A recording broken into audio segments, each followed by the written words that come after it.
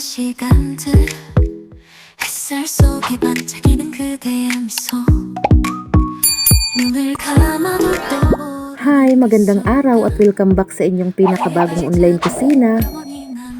Gusto mo magregalo ng homemade baked dessert sa iyong special someone pero wala kang budget para sa tsokolate at cookies? Bakit hindi mo naman ito subukan? Tara, at samahan nyo naman ako magluto ngayon ng Pinoy Classic Pulburon. Ang mga ingredients natin ay melted butter, dinurog na mani, 1/2 na harina, gatas na powder, 1/2 na asukal. Tara at magsimula na tayo. Step 1 ay magsalang tayo ng 1/2 na harina sa kawali inluhit. Halo-haluin ito upang hindi masunog yung mga nasa ilalim hanggang maging medyo brown silang lahat.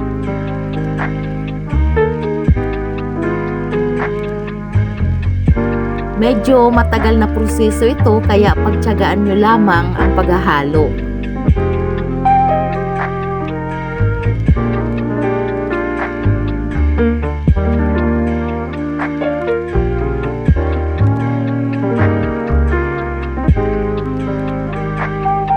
Kapag naging medyo brown na siya, ay ilalagay na natin ang gatas na powder.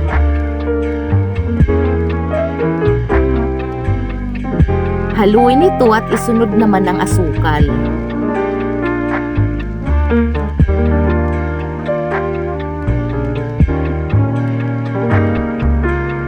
Muling haluin ito ng mga 1 minute at maaari na natin patayin ang apoy.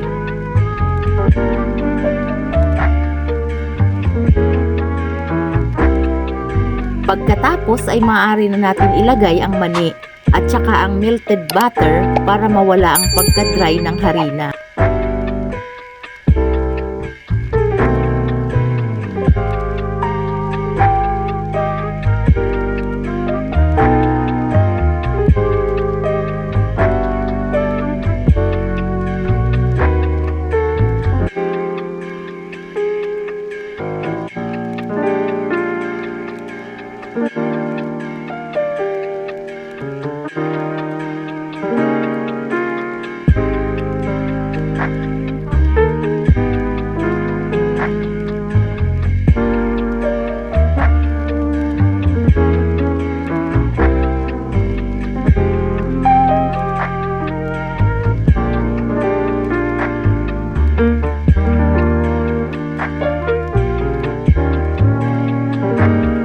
Pagkatapos ay hanguin na ito at isali na sa lagayan.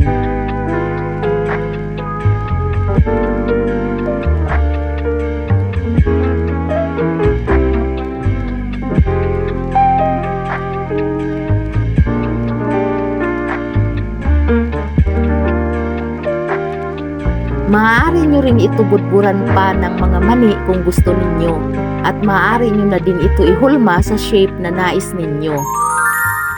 At eto na nga ang ating Pinoy Classic Pulburon. Napakadali lang gawin at napakasimple lang ng ingredients. Magandang gawing pang negosyo, pang merienda, at pang regalo sa ating mga special someone lalo tuwing Valentine's at Christmas.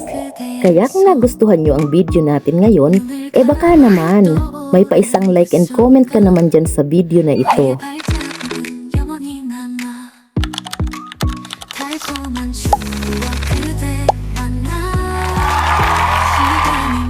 At baka pwedeng pakipindot na din ang ating subscribe button dito sa ibaba to help us grow our channel at para ma-update ka na din sa mga susunod pa namin mga new recipe video every week.